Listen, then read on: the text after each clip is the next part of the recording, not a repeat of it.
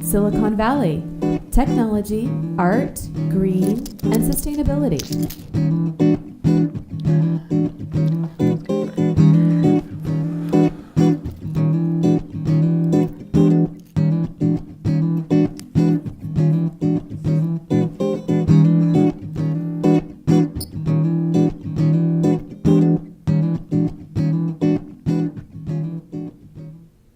Hi, welcome to Silicon Valley Tech, Art, Green, and Sustainability. Today I'll be talking to a leader here in the Bay Area and beyond on sustainability and green. And she's produced a sustainable garden. She's an architectural landscaper, doing many things, teaching. So we've got Alrie Middlebrook. Thank you for joining us. Thank you, Heather. I'm happy to be here. Yeah, so it's great to have you. You've done so many amazing things here in the Bay Area. Can you tell the audience a little bit about your background and your history and what you do? Well, you'd think because I work with California native plants, I would be a native to California. Unfortunately, I was not born here. I was born in the Midwest, and I came to California in the late 70s. So my background, Midwest farm girl, really. Mom and Dad raised 3 children in southern Michigan, and my mother was an avid gardener, and my father was an inventor, a builder, very clever man. So I think I got a little, of both in the career that I've pursued. Well, and separately, I didn't even put the 1 and 1 together to make 2, that your last name Middlebrook, you were married to a famous artist in the Bay Area as well, and I just figured that out like about a month ago when you were going to his opening. Yes. So that's pretty interesting. You have yes, a pretty and we have interesting family. 3 very interesting children that have all interesting careers. So they're in art and doctors, yes. And we're very proud of our offspring.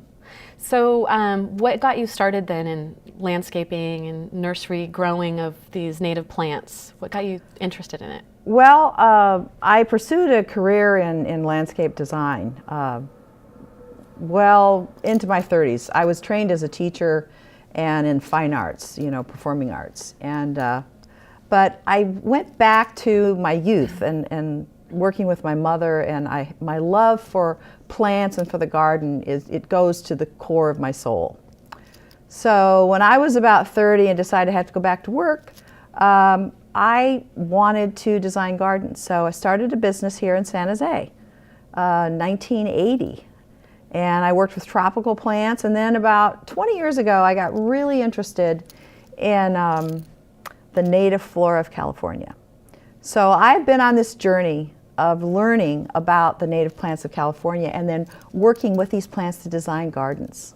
And when we were meeting for lunch like a week or 2 ago, you had mentioned that you moved to Australia, and then your business actually kept flourishing while you were gone. You had some friends managing it for you. I had some really good friends. Yeah.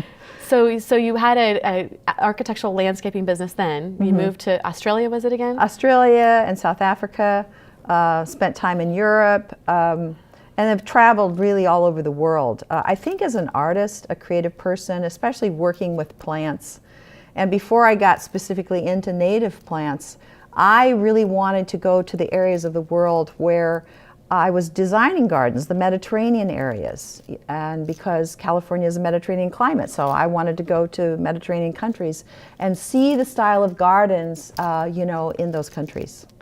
Well, you're very lucky that you got to see that early on and then do all the amazing things you've done. You've done hundreds and hundreds of jobs. That's true. And we're going to pull up some photos now of some of those jobs, and probably in a minute ask you what your favorites were. But we're going to pull up some photos now, some of the slides, and take a look at that. And then, one of them was, here we go. We've got, what's this here? Oh, that is the Altmeyer's garden, and that garden was actually in the book that I wrote with Dr. Glenn Cater. That garden is out in Cupertino. It's about 10 years old now, and it's an all-native garden, and it's been on the garden tour several years, and just a really easy care garden. So then we're going to have another one here in a second. So this is low water. All these are low water. Low water, so low maintenance, low water. Right. No leaf blowers or gas mowers. No chemicals. Okay.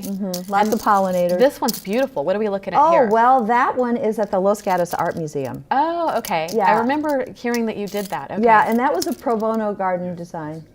I did that through the California Native Garden Foundation.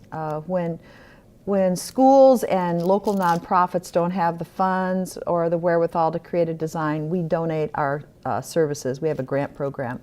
And so that was donated by the California Native Garden Foundation.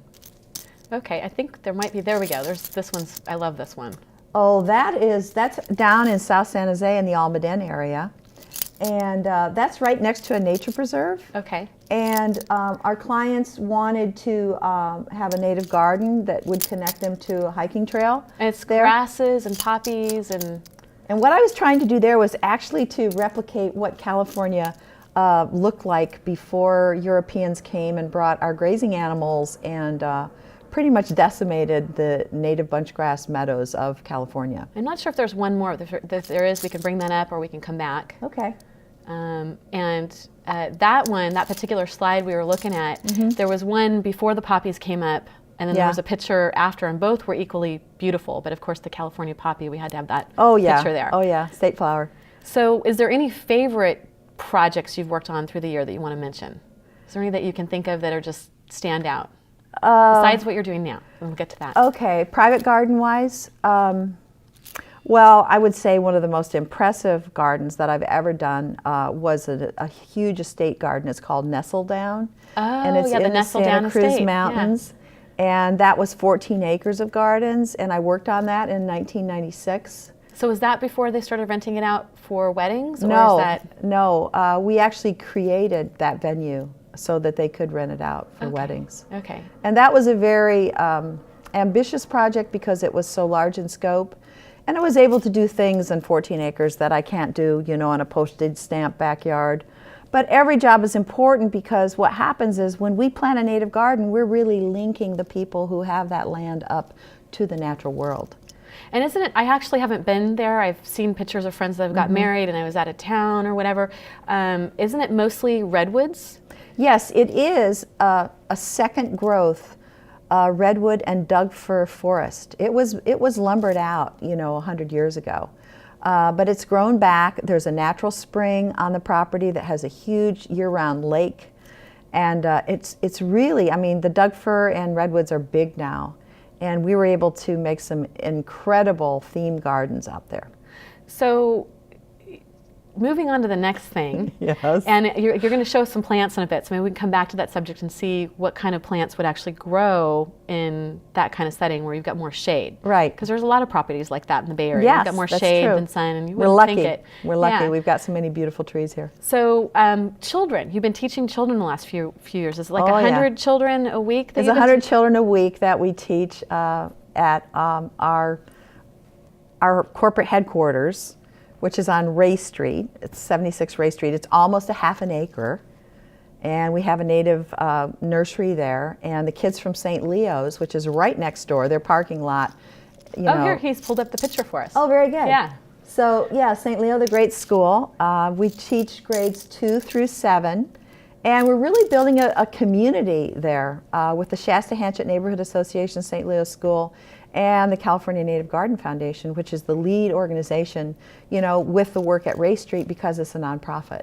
So what are the kids doing there? Are they planting then on the lower corner? Yeah, we're actually, see there's four rows of pots with different colored media, soil media in them.